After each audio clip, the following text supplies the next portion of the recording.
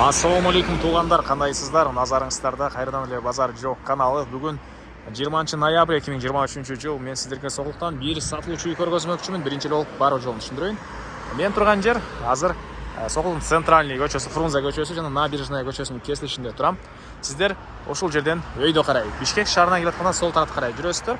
Сатылуучу үйүбүз Набережная көчөсү 31-даректе жайгашкан. Ориентирде мынакей бул Чебурашка деген садик алсаңыздар болот, ошонун жанындагы эле көчө менен өйдө карай жүрөсүздөр тугандар. Анан бул жерден түз Бишкек шаарына карай жүргөн маршруткалар бар экен тугандар. Бир аз эле батышты карай жүрсөңүздөр, Соқылдын центри, ал жерде эле жакын тугандар. Дагы эмне маалыматтар? Эми калган маалыматты мен үйгө жетип берейин тугандар. Мынакей тугандар, келүү жолун түшүндүргөнчү, бүгүнкү чыгашта сатылуучу үйгө да жетип келип калдым. Бул үйүздүн көчө тараптан көрүнүшү дарек Набережная көчөсү 31В дарегинде жайгашкан. Жана айткандай, чоң жолдон өйдө карай келесиздер. Мынакей сол тарапта ушул үйдү көрө аласыздар. Мынакей жолдор, кошуналар, электр энергиясы бар экен, прожектор орнотулупту тугандар, суу бар, жана газ деле бар экен, аны киргизип алуу керек. Так, андан ары көчө тараптан мынакей бийик забор, анын ары жагы навес и участоктун түштүк чек арасы бул жерден башталат. А бул жагында пульт менен ачылып жабылган мондай дарбаза, мынакей калиткасы и эң эле түндүк чек арасы мына бул жерге чейин болуп калат тугандар. Мынакей автоматтуу түрдө ушинтип пульт менен машина түшпөй эле чыпчапка ушундай дарбаза орнотулган тугандар. Так. Андан ары мектеби боюнча айтсак, түз эле түшсөңүздөр, бул жакта мектеби, оң тарапта садиктага жакын жерде жайгашкан, жана чоң трассанын жээгинде тугандар. Так, андан ары эми короосуна кирип калган маалыматты бир чекеден берейин. Үй жалпысынан тугандар, үй жалпысынан 270 квадрат метр. 270 квадрат метр, 2 этаж болгон үй. И ылдый жагында подвал деле бар, ал подвалда тугандар жилой. Негизинен ошо жашаганга расчётталып салынган. Азыркы учурда швейный цехи бар экен тугандар. Биринчи этаж кирпич, экинчи этаж болсо газоблок тугандар. Сейсмопояс, колонналар баары куюлуп, ошол сапаттуу кылып өзүм үчүн салган үйүм дейт үй ээси тугандар. Анан алды тараптарында кем мондай навес, алды жагына кенен спринтер, портер жана башка транспорт и жеңил машина 1-2-3 кой койсоңуздар кенен баткыдай көрүнөт. Бул жагында эле мондай навеси бар экен тугандар. Анан подвалына бул үйдүн короосунан дагы и үйдүн ички тарабынан дагы кирип чыга аласыздар тугандар.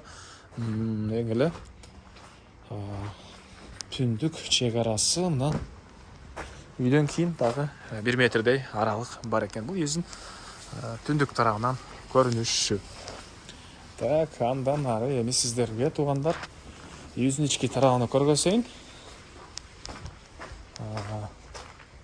Мынакей бул жакта үйүздүн негизги кирүүчү эшиги орнотулган, жана тепкичтер. Мынакей. Так. Бул үйдүн негизги кирүүчү эшиги, көрүп темирден болгон эшик. Жана төрүндө тугандар жер жемиш эккенге жер, бактар бар. Аларды да азыр видеонун жүрүшүндө көргөзөм. Так, бул мынакей үйүздүн кире бериш прихожкасы. Үйдүн кире бериш прихожкасы и коридор. Бул коридордон калган бөлмөлөргө өтүп кете алабыз тугандар. Үй жаңы бүткөн, жаңы ремонт, көрүп люстраларды балдар абой. Бир эле тугандар ушул тепкич эле ушулар жага чейин бүтүрүлгөн, мынакей жыгачтар орнотулган. Калган баардык ремонту бүткөн. Подвалга мына бул тараптан дагы, үйдүн сыртқы тарабынан дагы кирип чыга аласыздар тугандар. Андан ары бул жакта мынакей кухнясы жайгашкан. Мынакей көрүп ремонт. Түштүк тарабынан, күн өткөн тарабынан жана бул батыш тарабынан терезелер, полдор ламинат, дубалдар абой, софиттер, люстралар. Жана бул жакта кухонный мебелдер, мынакей ракайын орнотулуп, суу чыгарылган, газ электрический плитасы. Тугандар. И андан ары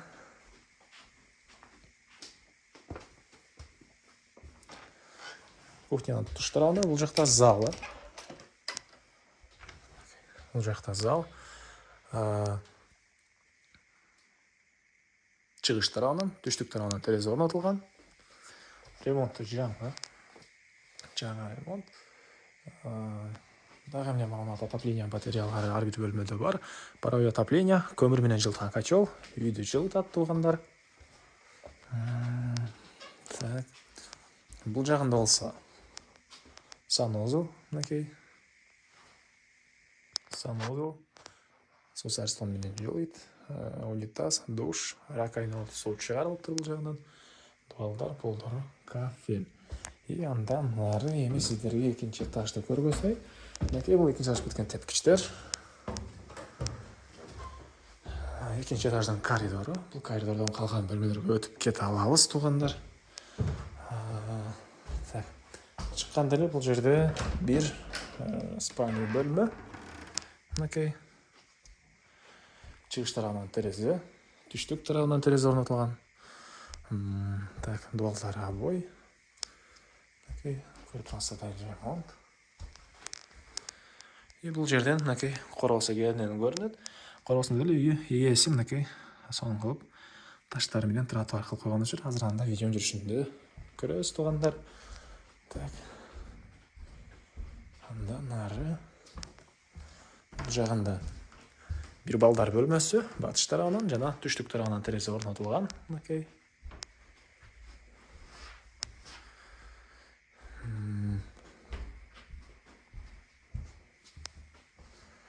Бул жагында мына дагы бир бөлмө. Батыш тараптан терезе, дуалдар обой, көрүп турсаңыздар ремонт, полдор ламинат, отопление батареялары.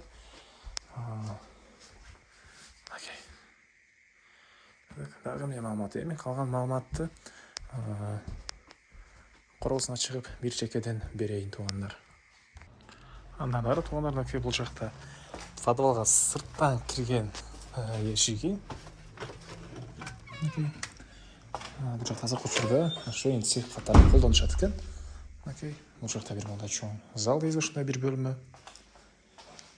Иште киргенде бул жакта эле отопление батареялар орнотулган, жылуу. Бул жагы жанакы үйдөн түшкөн тепкич. Бул жерде мындай коридор, отопление, бул жакта котел, жана бул жакта дагы бир мындай чоң бөлмөсү бар экен туугандар. Так, этаждын ортосунда монолит коюлуп тур. Жалпысынан 270 квадрат метр. Так, андан ары эми короосуна чыгып да калган маалыматтарды берейин. Андан ары мен кайла сатып короосунан туугандар сиздерге эми үйдүн бул чыгыш тарабындагы огородду көргөзөйүн. Бул жака мындай түшкөн тепкичтер. И мына мындай бактары. Алма, черешня, мынакей бул жакта өрүк окшойт туугандар. Үйдүн тышкы тарабындагы жатканда, мына жер жемшесеңиздер ушундай дагы бош жери, чегаралар мындай забор менен тосулган туугандар. Бул үйүбүздүн мына чыгыш тарабынан көрүнүшү. Чегара бул забор үчүн куюлган фундаменттер болуп калат окшойт. Так, дагы эмне маалыматы?